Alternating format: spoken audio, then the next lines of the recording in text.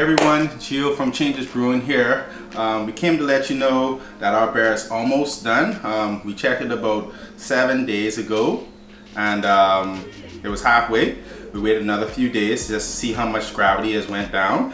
So some of the things that you need to test your gravity: you need a bottle of isopropyl alcohol, you need this instrument which is called a hydrometer, and you need a cylinder.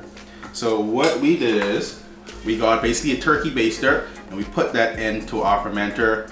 We grabbed some liquid out and we put it into this volumetric cylinder. The next step is to take your cylinder, take your hydrometer, and just drop it in there. If you look here, the hydrometer has some increments that it goes down by. So we basically started at 1.04849, which is a little bit above 5% alcohol. The yeast ate the sugar, produced alcohol and CO2. So, like I said, we just dropped the hydrometer in, let it float for a little bit and see where it settles out. After it stops settling, stop moving, then we take that reading. And the reading looks like it's saying 1.010. So we're basically one more quarter left, done for fermenting. We want to get down to 1.000. That's the red line here.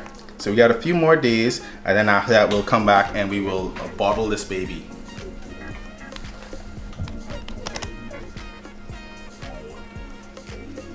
Hello and welcome. Welcome back to part two of our Brew 101. Today we have Stefan here and myself, Gio, and what we're gonna do is actually show you guys part two of the bottling process. So we got our beer here, bottled, some cappers, and a little bit of bottling sugar.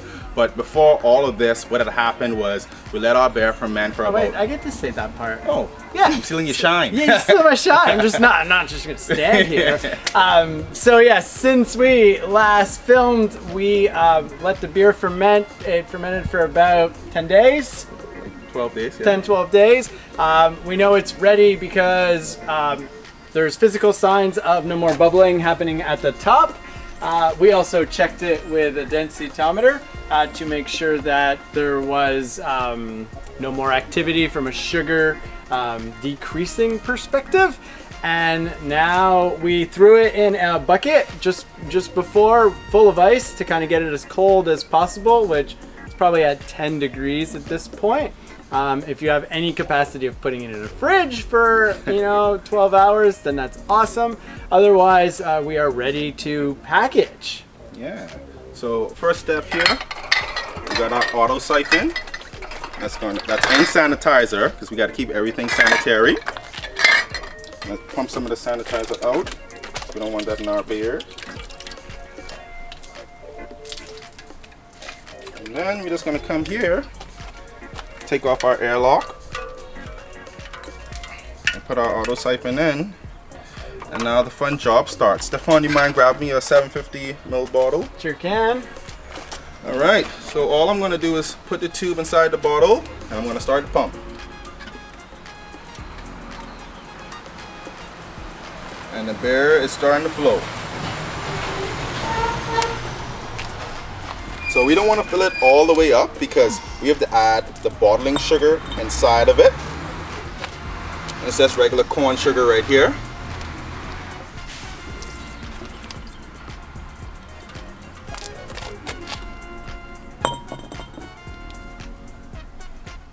Alright, so we filled up about 5 bottles here, and what we got here is our corn sugar, or bottling sugar.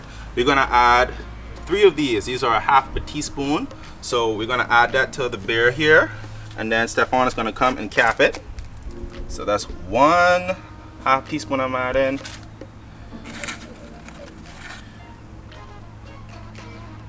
2, and this is going to add carbonation to our beer, so it has that fizz and that pop.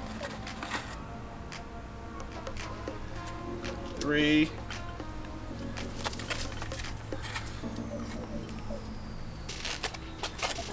And now it's capping time. Place a cap. Put it on.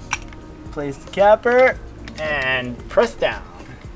Ta-da! I'm gonna shake the bottle to make sure the sugar gets properly diluted. And we're just gonna place it here. the cap. Sorry, don't overfunnel. What's important is what's inside. Did you hear that? What's important is what's inside. Gio said it first. 2 bottles. And we're just gonna repeat for the next 20 minutes. Yeah, I'd say. It's probably gonna yield 48 small bottles and about 24 big bottles.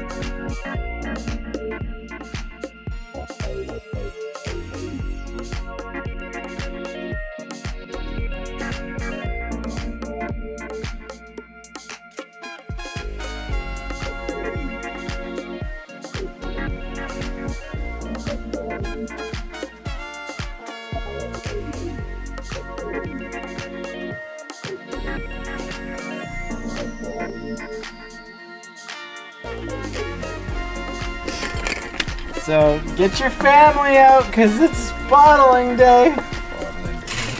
Doing this alone is tedious. Doing this in a gang is fun. This is how you get people to pre-pay for their beer.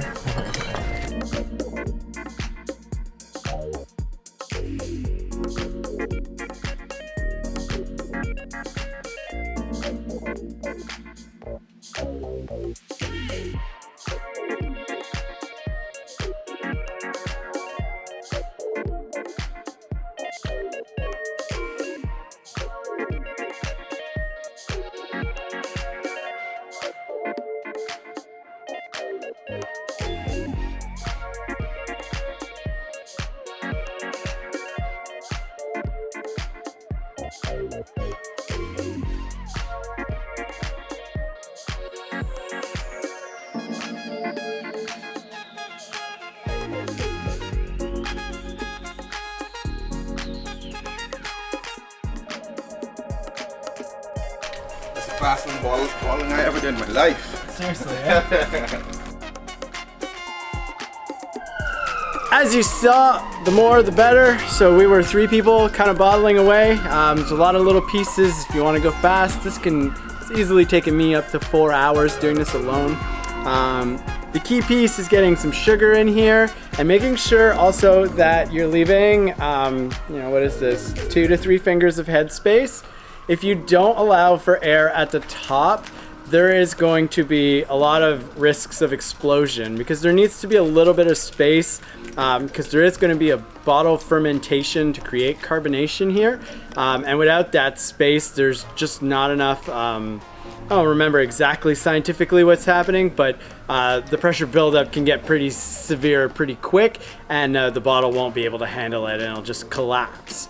Too much airspace as well is an issue, so if you go too low on the neck on your fill, you're also going to have some issues as well. You might have also exploding bottles because of high oxygen levels. You might have a lot of yeast buildup because of high oxygen levels, and it might just not work as well, and it could explode too. So there you have it. That is bottling. We gave these all a good shake because we actually added the sugar to the bottle, so just to make sure it's dissolved properly. These need to go into a spot where it is normal temperature, like 18 to 20. You need to let them sit there for 10 days, maybe 20. You can taste after 10. If they're carbonated, you can throw them in your fridge. If they're not, leave them there for 20. They should be carbonated by then, and you can fridge them at that point and enjoy a cold brew with your buddies. Woohoo! Woo!